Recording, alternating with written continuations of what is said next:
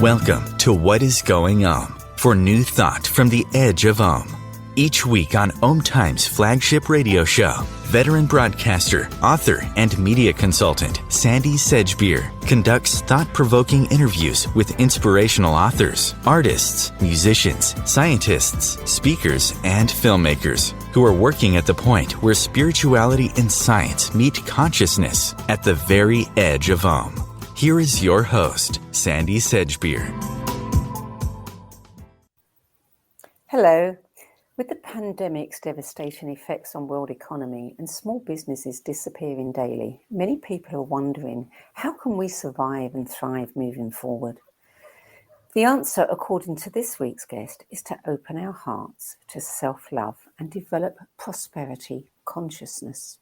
With me today to explain what that means is pioneer in the human potential field and best-selling author, Dr. Susan Shumsky, whose latest book, Prosperity Meditations, Everyday Practices to Create an Abundant Life, demonstrates how we can achieve true abundance in our lives. Dr. Susan Shumsky, welcome. I'm so thrilled to be here with you today, Sandie. It's good to have you. Now, you've taught meditation, prayer, affirmation, and intuition to many thousands of people worldwide, and you've written umpteen books on these topics. Before we talk about your latest book, I'm curious to hear a little bit about your own spiritual journey, because I know you've had some very interesting encounters over the years. So tell us a little bit about that at first. Well, I'd say that it started in the mid-20th century when I was a hippie in the San Francisco Bay Area. And those of us who were flower children, people think that it was all about sex, drugs, and rock and roll. But in fact, it really was more about expansion of consciousness.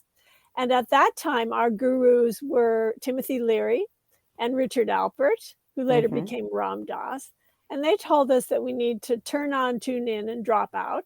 So that's what I was attempting to do. And they said that we could reach nirvana through taking LSD. So, well, I tried that. It didn't work out too well for me. In fact, I had a horrendous psychotic episode as a result of doing that. But I kept trying. I was thinking, well, I have to experience this altered state, this higher consciousness, this expansion of consciousness. So I tried again. I tried a few times and did some experimentation with psychedelics and so on.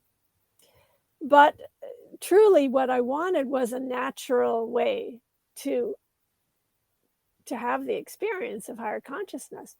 So I was reading the Buddhist scriptures. I was reading Autobiography of a Yogi by Paramahansa Yogananda. I was reading The Way of Zen and other books by Alan Watts. And in Alan Watts' books, he said that you have to find a meditation guide. Well, in mid-20th century, you didn't exactly open the telephone book and look and find meditation guide or anything remotely similar. So I thought, well, I need to find this meditation guide. I asked a friend and he said, well, have you ever tried to meditate on your own? And I said, okay, I'll give it a shot. So I lay on my bed and sort of prayed for or asked for a meditation. And immediately I was propelled into this ecstatic state. I could feel a cord or rush of energy rushing from the tips of my toes all the way up to the top of my head. And I felt like I was plugged into this cosmic electric socket, but in a most ecstatic way. And I figured, well, I guess this is meditation. Little did I know that not only did I have my first meditation experience, but also Kundalini awakening all at the same time. Completely natural, no drugs or stimulants or anything. And soon after that, I went to the Transcendental Meditation Center. A friend took me over there. And as soon as I saw the picture of the guru on the wall, who was Maharishi Mahesh Yogi, who later became the guru of the Beatles, when I saw his picture, I just knew immediately this is where I would learn real meditation. So I ended up in his ashrams throughout the world. I actually was 6 years on his personal staff. That was in Europe, and in his various ashrams for 2 decades. So did you get to meet the Beatles? Actually, the Beatles, no, I did not meet the Beatles, because they were there in 1968 in Rishikesh, and I applied to go to that course. I started applying to go to teacher training courses in 1967, but every time I applied, they said, "Oh, you're too young, you're too young." So, but then later, Maharishi allowed younger students to go, so I did end up going to Rishikesh, and I spent 6 months with him there at that time. Interesting story. Very interesting. So tell me, what was the inspiration for your new book, Prosperity Meditations? Well, I suppose I can make up a story and say there was some great inspiration for it. But in fact, the reality is that my publisher asked me to write a book on prosperity. So I did. And it fits in very well with a lot of my other books like Instant Healing and Miracle Prayer, especially Miracle Prayer really fits in with that book. So, but this focus on prosperity, I think, is so timely and so important. And I think it's really high time for those of us who are on a spiritual path to consider prosperity as something very, very vital in their lives. And the reason why is that those of us who have the best interests of humanity at heart, those of us who really want to create a better world, we would have more power to do that if we have greater resources at our command. Absolutely true. Absolutely true. So when you talk about, cultivating, developing a prosperity consciousness, what does that look like? Yeah, well, it just means that you believe that you deserve to have the best in every aspect of life, spiritual, mental, emotional, in all areas of life, in love, relationships, career, money, even entertainment, every part of your life being abundant, being unlimited, having unlimited prosperity, consciousness. That's a hard one, isn't it? When so many people have been brought up, indoctrinated to believe that money is filthy. Money, if you're spiritual, you certainly, you don't think about money. The two do not go together at all. And many people are told to give away their money. Give it to the church, give it to whoever, but don't keep it for yourself because that's selfish. Yeah, that's what we've been brainwashed to believe. We've been told that money is the root of all evil. We've been told that it's easier for a camel to go through the eye of a needle than for a wealthy person to attain the kingdom of heaven. So, yeah, we've been brainwashed with all of those ideas that are erroneous ideas. And we need to let go of those ideas because money, there's nothing inherently evil about money. Money is just a means by which we exchange goods and services. And money is energy. It's a way for us to have more power to be effective in the world. So certainly a person who is spiritual can do more good in the world when they have more resources. So money is good. Here's a great affirmation. I love money and money loves me. Loves me, yeah. It comes to me often and stays with me always. The reality is that money goes where it's welcomed and it stays where it's well treated. Now, someone might say, oh, that's just one of those, things that people say. But that quote actually came from one of the chiefs of Citibank, didn't it? That's right. Yeah. CEO of Citibank. He knows. He knows. Yeah. It's interesting that ever since The Secret, maybe, a bit further back, but it's been gathering momentum. We're getting quite a lot of attention on money and what money really is and abundance.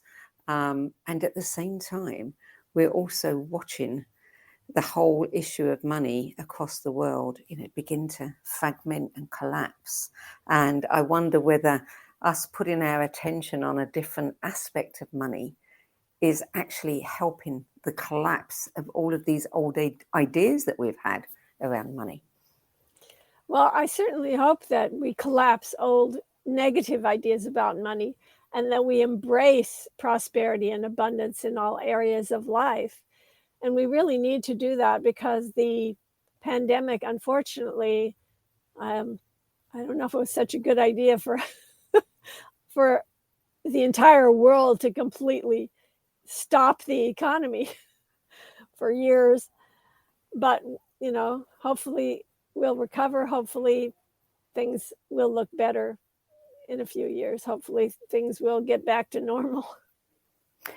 So how, on a very practical, down-to-earth, easily manageable level, do we develop our prosperity consciousness?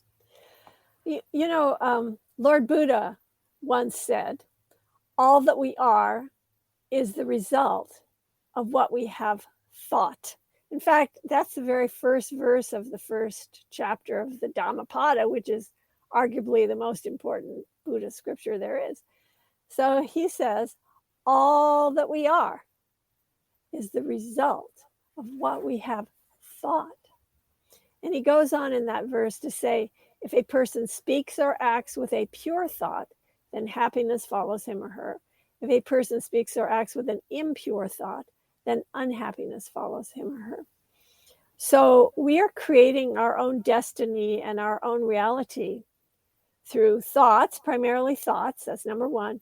Also words, person speaks or acts, and deeds, acts. So thoughts, words, and deeds, that's how we are creating our destiny, our future, our fate, ourselves. We are responsible. We're doing it ourselves with every thought, every word, and every deed. So knowing that, accepting that truth, it is truth. All the great sages throughout the ages have told us that we are responsible and that we're creating our own lives. So if that's true, we need to change the way we're thinking, speaking, and acting. Now, it's really not that easy to get control over the thoughts that are just randomly going through your mind, but it's very easy to control what comes out of your mouth and your actions. And Jesus once said, we are not defiled by what we put into our mouths. We're defiled by what comes out of our mouths. So it's really important that we pay attention to what we are saying. So if we go around saying, oh, I'm so unhappy, I'm so poor, I'm so weak, I'm so sick, I'm so tired. These affirmations, it's an affirmation, especially when you're using the words I am. When you use the words I am, you are invoking the mighty I am presence, which has the power to manifest, which does manifest things in your life. So it's a good idea to go around saying, oh, I'm so happy, I am balanced, I am content, I am at peace, I am filled with love, I'm filled with light, I'm creative, I am healthy, I'm strong, I'm wealthy, I'm energetic. We just feel the vibration of what I just said as compared to what I said a few minutes ago. It's totally different. It lifts the entire energy. It lifts your personal energy. It lifts the environment around you. And suddenly you're filled with joy and happiness. And that's the kind of life we want to live. A lot of people do think, especially after The Secret, that, well, I've tried affirmations and they didn't work for me. And I think that there's this, we understand that thoughts are energy, and our actions, the same kind of thing. But seems to be this little mental block around just saying something doesn't make it real. How do you speak to people who have that mindset that, yeah, I say my affirmations, but I can't really believe them?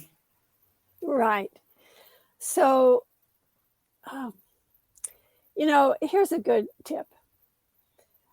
If you are feeling like you're not believing the affirmation or it's not working for you or whatever, you might try something that I call the thought form healing affirmation, which is simply, I now call upon the Holy Spirit to release all limiting thoughts, feelings, and emotions that no longer serve me. I release from my mind all thoughts of, this isn't working for me. And then you can list a whole long list of things that you want to release from your mind. And then at the end of that, you say, and they are gone. They are released into the light of God's love and truth. I am now filled with positive, powerful, new creative thoughts and emotions of, then you list happiness, joy, prosperity, abundance. My affirmations work for me. I am filled with light, and just all the positive things. And then at the end, you just simply say, thank you, God. And so it is. So that kind of affirmation will help you to release those little niggly things in the back of your mind that they're sabotaging you. And like I said, I call that the thought form healing affirmation. So you refer to meditation as a mental alchemy, a process that can change our minds, change our lives, and transform the planet.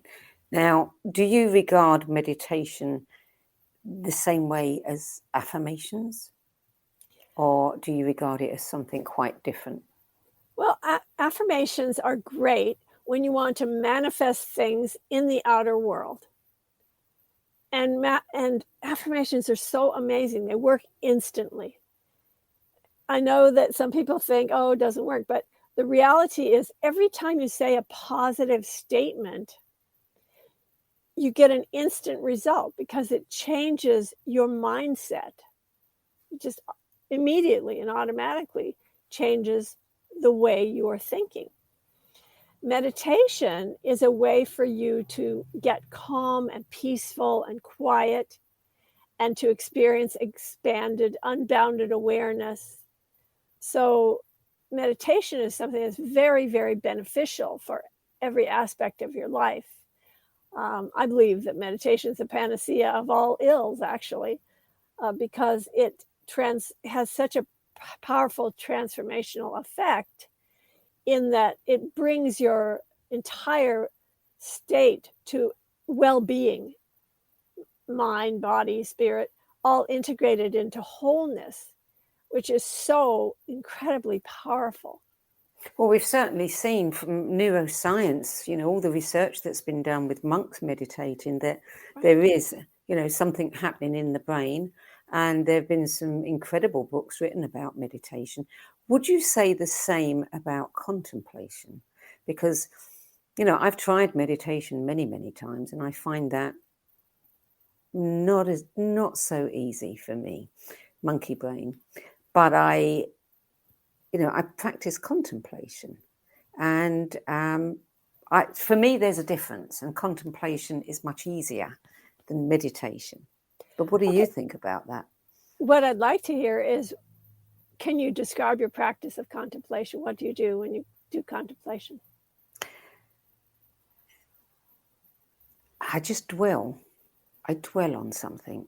I dwell on whatever it is that I'm contemplating, and I just allow my thoughts to, free thought, if you like, to go where they want to go around that particular topic. Okay. Yeah. Yeah. So, people say, oh, I can't meditate. I believe that the easiest way to meditate is what I call guided meditation. So guided meditation is incredibly easy because I call it the do nothing program. Do nothing, nothing, and less than nothing. You're being guided step by step through the process. And so that, in my opinion, is the easiest way to meditate. And in my book, Prosperity Meditations, and in other books I did, like Earth Energy Meditations and Third Eye Meditations, and several books have a lot of guided meditations in them. Now, what I suggest... That's different, though, isn't it? I mean, you are being led on a journey in those, and that's so much easier than allowing your mind to lead you. Right. So that's why I recommend, especially for people who complain the meditation is difficult for them, I recommend the guided meditation. But also, people have an idea about meditation that is erroneous. They think that you have to have a blank mind. They have this preconceived idea that meditation means mind is blank or mind is gone or something like that. But that's not true. In fact, the way you described your contemplation is much more like what meditation is. Meditation is simply allowing the mind to do what it does. And meanwhile, you can either ask to go into a deeper state of meditation by taking a few deep breaths just to help you to calm down a little more. Some of the ways that I suggest that people get into a meditative state is, first of all, call upon a divine being or your higher self. Just literally say, higher self, please come to me and help me go into meditation. And you can say it audibly. Or you can call upon a divine being, say, Jesus, please take me into meditation. Whatever, Buddha, please take me into meditation, like that. So that can help you to go into meditation. And then taking some deep breaths, just like this, like if you take a few deep breaths like that, immediately you'll start settling down. You'll become a little quieter. You'll feel more peaceful, more relaxed. But peaceful and relaxed does not mean blank mind. You don't have to have a blank mind to get into this state of deep relaxation and unbounded awareness. Well, I guess, what I'm looking for is to lose myself. And experience something else. Right. So ultimately, that state of what we call transcendental consciousness, or the state of samadhi, the ego disappears and you are merged with your higher self. You're merged with that part of yourself that is your true self. The ego is who you think you are, and the higher self is who you really are. So that ultimate goal of meditation is to be in that state of samadhi, that state where you are one with spirit and where you're experiencing wholeness and oneness. So how can meditation actually help us develop prosperity consciousness? Well, meditation can help us develop prosperity consciousness if we develop unlimited thinking. If we're in a state of unbounded awareness, then we are in a state of absolute abundance. We are in the state of wholeness, and real abundance is wholeness. Prosperity is not necessarily just about money. It's about abundance in every area of life. I'm not sure I completely grasp that one. That abundance is? No. If you're meditating, how are you reaching? How can you make sure that you are reaching a place where you are in complete abundance? Well, the state of absolute abundance is that state of unbounded awareness. Unbounded awareness is wholeness. Is that the losing yourself part? Yes, the part where you become one with the all that is, where you become one with the wholeness. And that wholeness is a state of absolute abundance. I know people think about abundance only in terms of physical things, but abundance is also a spiritual state. It's a state of unbounded consciousness, of unlimited awareness. Well, where does mantras come into this then? What is the purpose of a mantra? Right. In my book, Prosperity Meditations, I have meditations, affirmations, mantras, and some exercises that people can do, just things that you can do. So one of those is mantras. So mantras, they're Sanskrit words, basically. but mantras can be in any language, but traditionally they're Sanskrit. So there are specific mantras that have very powerful effects. And some of the mantras that are in my book, Prosperity Meditations, are specifically for prosperity, for money in particular. There are mantras that are related to Lakshmi, who's the goddess of wealth, and Kubera, who's kind of the god of wealth. So are you talking about the frequency of the sounds? Yes. That's where the power resides, in the frequency of the sounds, not just the words. It's how one says it, etc.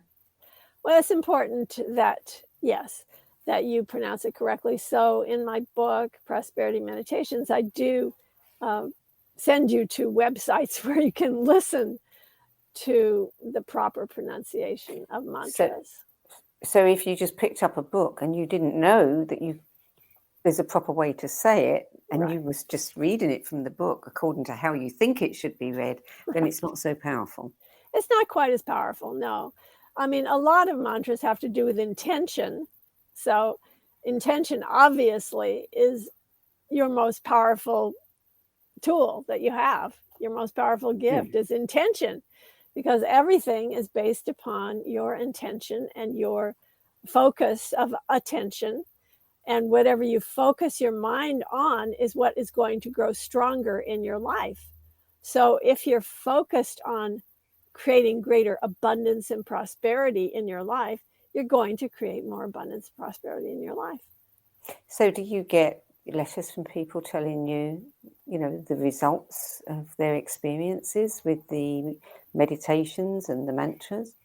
I definitely get people telling me incredible experiences that they've had from everything that I've taught throughout the years. I haven't gotten many people contacted me about my book that just came out, though, Prosperity Meditations, because it's too new. It's too new. Yeah. Okay, well, we're going to go to break now. When we come back, I'd really like it if you could give us an experience of one of your guided meditations. We'll do that. Thank you. Okay, you're listening to What is Going On. I'm Sandie Sedgbeer, and my guest today is pioneer in the human potential field and best-selling author Dr. Susan Shumsky, and we're talking about her latest book, Prosperity Meditations, Everyday Practices to Create an Abundant Life. We'll be back with more in a few moments, and stay tuned for that guided meditation. OMTimes TV. Imagine becoming a super influencer. Reinvent yourself, invest in your brand, and then manifest your success with a robust spheric approach. OMTimes Media and Broadcasting offers a unique and multifaceted way to become the spiritual and conscious influencer you deserve to be by putting your message across our powerful platform with its proven record of integrity and excellence. Through our produced shows, OMTimes offers the opportunity to become a social media TV personality, a radio show host, an OMTimes magazine columnist, and a syndicated podcaster, all in one shot. By live streaming your show on OMTimes TV and broadcasting it across the extensive OMTimes radio and TV networks, you become more than a host. You become an ambassador and a force for positive change. OMTimes. Open yourself to the possibilities. If I could be you, and you could be me for just 1 hour. If we could find a way to get inside each other's minds. Walk a mile in my shoes. Walk a mile in my shoes. Well, before you abuse, criticize and accuse. Walk a mile in my shoes.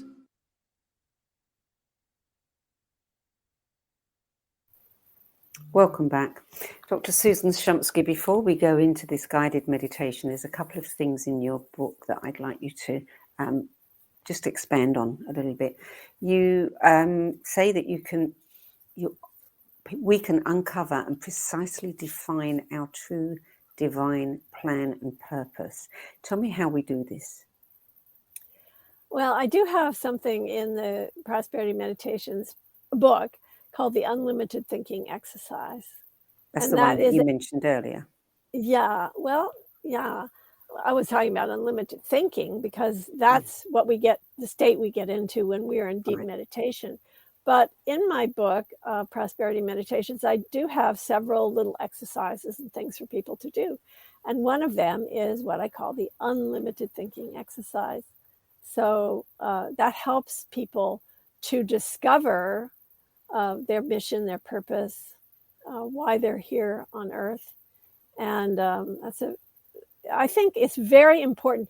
You know, when we try to follow the advice of The Secret, a lot of people, what they do is they make a little shopping list. These are the things I want to manifest. Okay, I'm going to do this. I'm going to get the car and the house on the hill and the 2.3 children and this and this and this.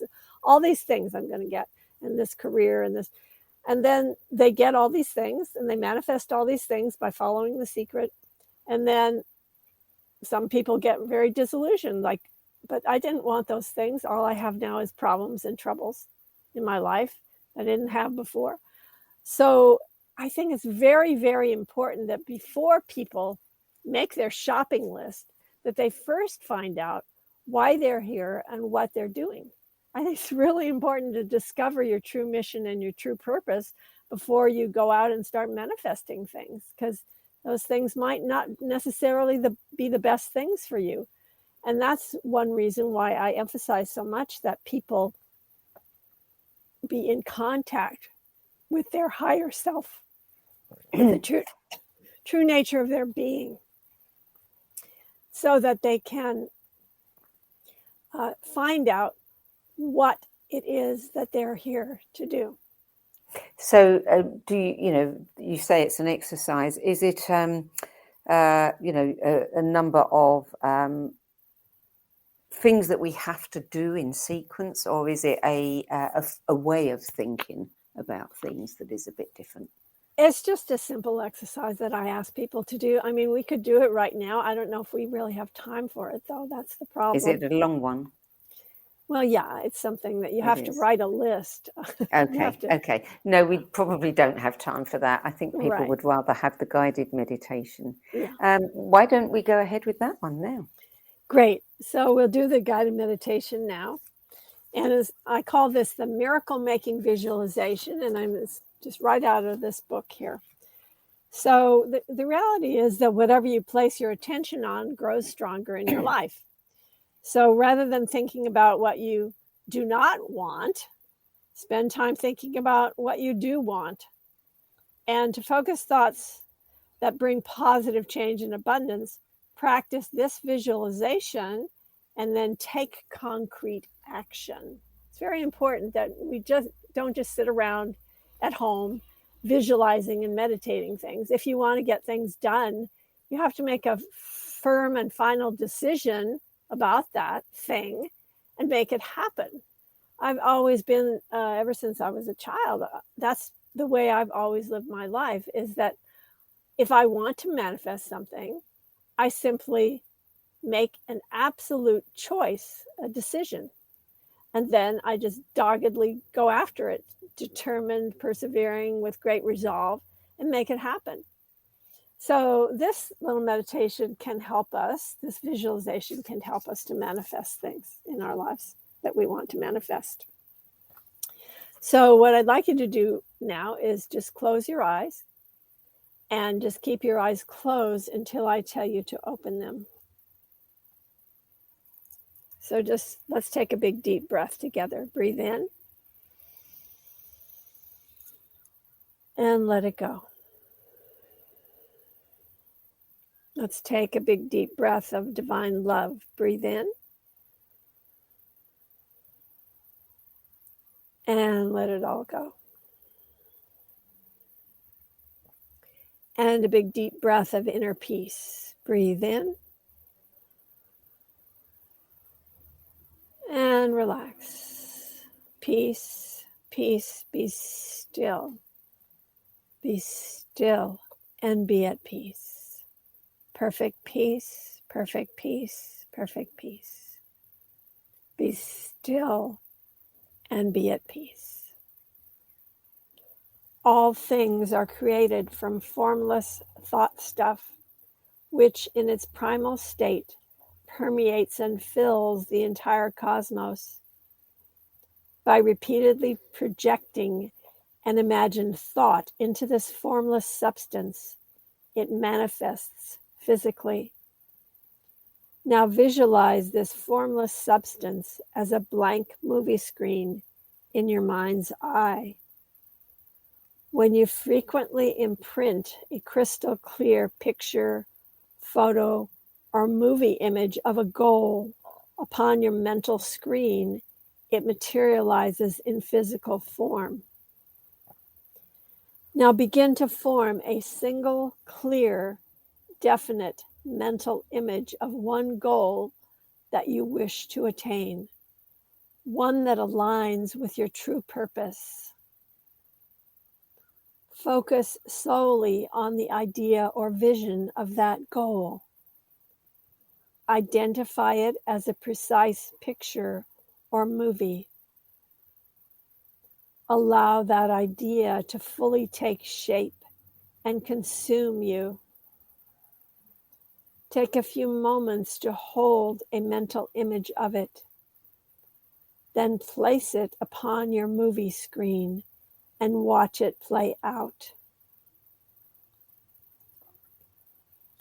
Now imagine yourself in the image or movie. See yourself fulfilling your goal, while at the same time feeling deeply grateful that this desire, along with your other desires, is granted. Maintain a vital, sincere, deep, continuous feeling of gratitude for all the blessings of formless substance. Now begin to feel the emotions of that fulfillment. How does it feel to manifest your goal? What are you seeing, hearing, feeling in your body, in your mind? Envision all these feelings now as you imagine your goal is fulfilled. Now imagine your heart flooded with the golden light of fulfillment, and those light rays connect your heart to the goal portrayed on the screen. Your heart is unified, merged, and one with your goal on the screen. You are in full accord with your goal, and you are at peace. Now take a few moments to revel in the joy and celebration of attaining your goal.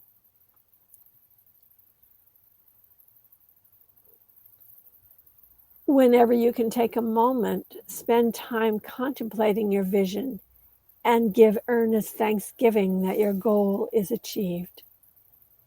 Frequently envision your clear mental image coupled with unwavering faith and profound gratitude. Now it's time to return from the visualization, but just keep your eyes closed until I tell you to open them. With gratitude in your heart, I'd like you to now blow out 4 times as if you're blowing out a candle. I'll demonstrate. So let's do that together. And just blow out a candle 4 times like that.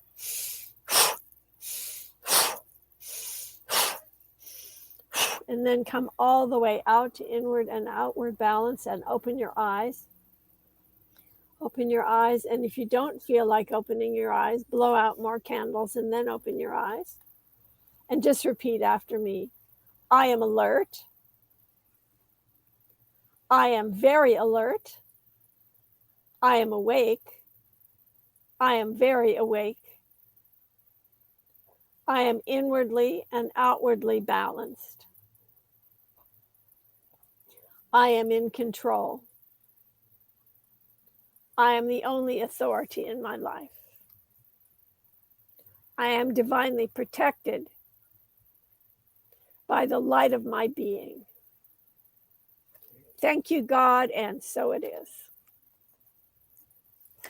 Now, it's very difficult for somebody to read a book and follow and be in the moment with the exercise itself. Do you create recordings of these that people could listen to as well? You know, many of my books do have guided meditations in them, and they are audiobooks. They are audio. A lot of my books are in audiobook. This is not in audiobook yet. But what I do actually recommend, which I think is even better than getting an audiobook, I recommend that you actually record the meditations you want to practice. You record them in your own voice onto a device. And then when you're ready to meditate, you just get real comfortable, real cushy and comfortable chair. Comfort is the most important thing about meditation. Get comfortable. And then what you do is just turn on the device, start the recording, close your eyes, and allow your own voice to guide you into deep meditation. It's very effective. So I recommend that's the way that you would do the guided meditations in my books. Now, you also say that you help people in the book make concrete plans with goals and milestones. Is that a meditation? Is that a guided visualization process? Actually, what it is writing. Be a writing kind of meditation where you are making goals, where you're setting particular milestones that you want to achieve to make these things happen. Also, I do recommend vision boards or vision scrapbooks. I love the idea of the vision scrapbook. I've used it a lot in my life. It's very effective. I've had miraculous things happen. I don't know if we have time to tell about miracles, but let me just describe the vision scrapbook. And that is what you would do is you just go out and buy a scrapbook. And then you would, each page of your scrapbook, or you could buy a journal, each page would be a different aspect of your life. Like one page might be career, one page might be home, manifesting a home, one page might be relationship, might be family. Different aspects of your life would be on these different pages. And then what you would do is you'd find pictures, either in a magazine or download them from the internet, that represent your goals. You would paste those onto the page. You would also put some affirmations on the page. You might write them out, or you might cut out words from a magazine or type them out and print them out from your computer. And then every day you would go through your scrapbook and you'd look at the pictures and you would say the affirmations, like, I now live in my perfect home with this number of bedrooms, this number of bathrooms, and in this area. That just say these affirmations every day as you're looking through your scrapbook, and just, you'll see the miracles start happening in your life. Okay. You have a new book coming out, you've mentioned before, which I think sounds very intriguing. Will you tell us about that?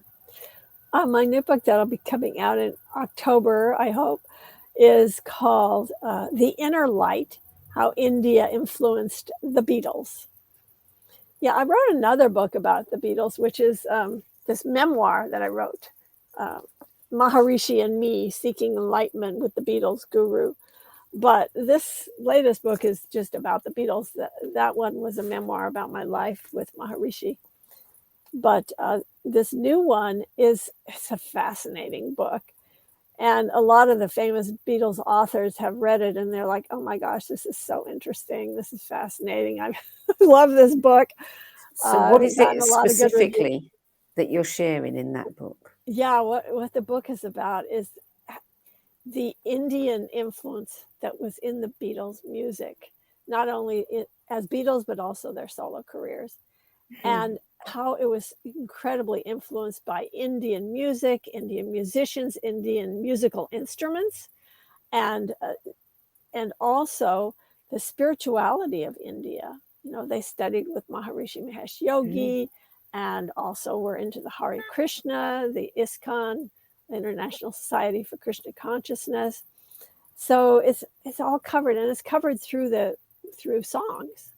The book is about songs. It takes a song and explains the meaning of the lyrics, first of all, these esoteric lyrics that people don't really know what they were about.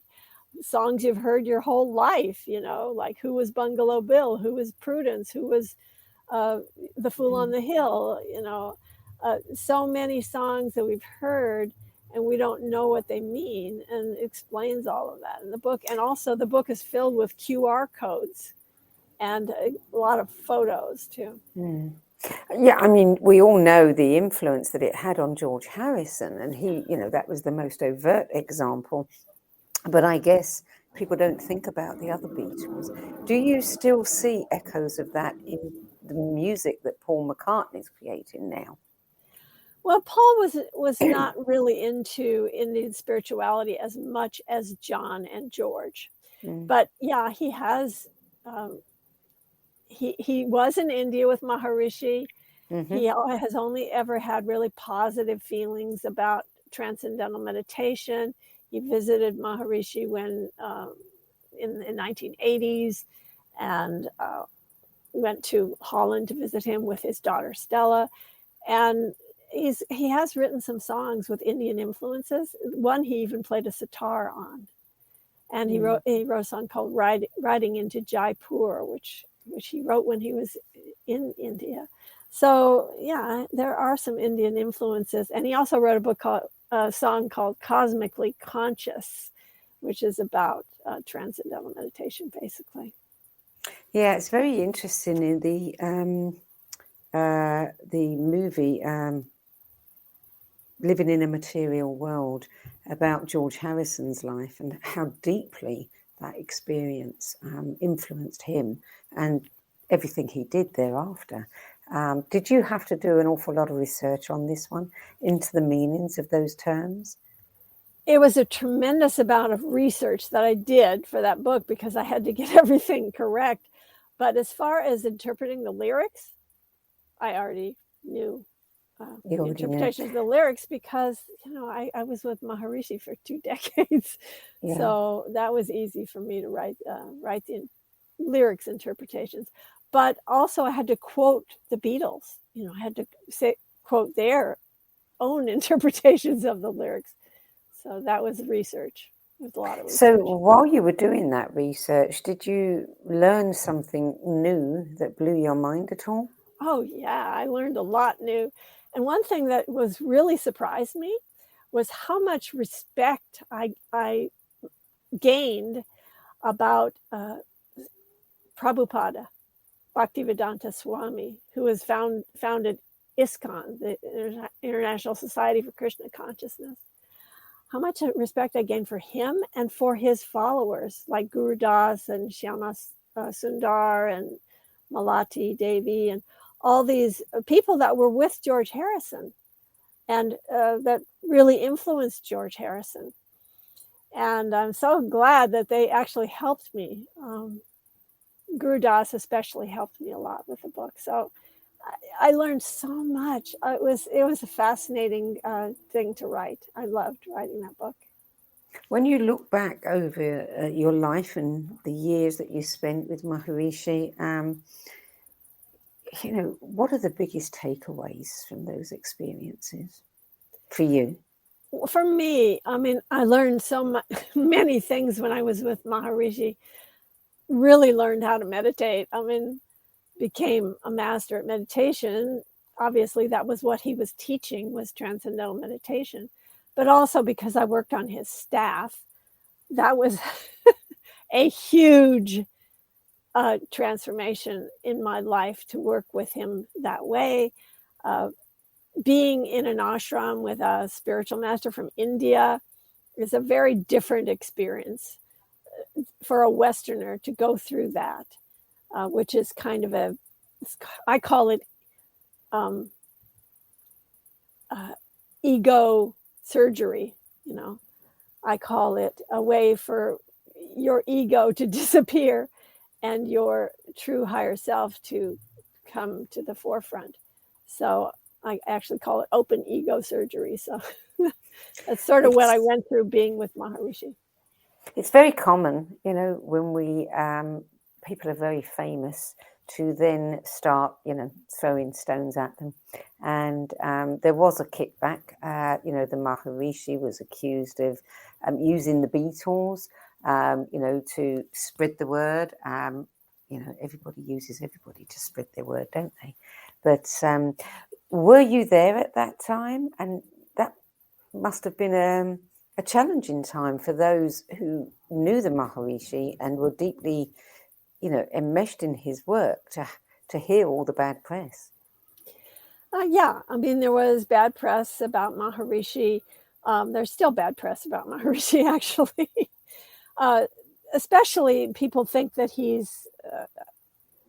that was all about money. And, the funniest thing, when Maharishi was alive, I heard him say right out of his mouth, he said, when I'm gone, they're going to say it was all about the money.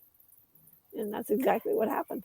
Well, that brings us right back to where we started. Exactly. Talking about the money and our mindset around our it. Mindset that money's bad. It's bad for this man to be so successful. People hated him because he was so successful. Because he was able to actually teach, during his lifetime, he was able to teach 6 million people to meditate through training 40,000 teachers. That's what he did. Yeah. And he did all that in his lifetime. Well, the same thing happened with Osho. People only focused on the gold cars. That's right. They weren't looking at what he was trying to say about that. Right. And he was a really extraordinary spiritual master. If you read his books, he wrote a lot of amazing books. And and he was teaching a valid traditional spiritual practice from India. And people thought, Tantra, it's all about sex, it's all about money, and all these things. The things that we always like to put down. And yet everybody's chasing it at the same time. Exactly. You hit the nail on the head there, Sandie. It's really fun. When you look back over your life, I mean, do you ever wish you'd done something differently, or that there were things that you would have liked to have done that you never had the time to do? I don't think I would change anything. No, because I've been very fortunate. I was fortunate at a young age to get into spiritual practices. I was fortunate to have great success with experiencing spiritual states of awareness. And then after I left the ashram and I learned a new way of meditating, just my life became filled with miracles. It was like these little everyday miracles that would take place all the time. And so I feel very fortunate and very grateful. And I feel like I lead a kind of a charmed life. That doesn't mean no obstacles or no difficulties. I've had plenty of very difficult things that I've gone through in my life. But it seems like the solution always comes along with the problem. Yeah. Do you feel, I mean, you help people define their true divine plan and purpose. Do you feel that you have lived yours? I feel I'm living mine every day. Yeah. I feel that I've been very fortunate to have found my purpose quite young and to continue fulfilling it day by day. Well, I hope that we can all say that. That would be wonderful. That's the goal, isn't it? Yeah, we'd have a different kind of world if everyone found their purpose, or if everyone attempted to, even attempted to fulfill their purpose. It would be a different world. Yeah, indeed. And that's what we need. Dr. Susan Shumsky, thank you so much for joining us today. Well, thanks for inviting me to be here. I really, really enjoyed this interview. It's been fantastic. Thank you. Good, thank you.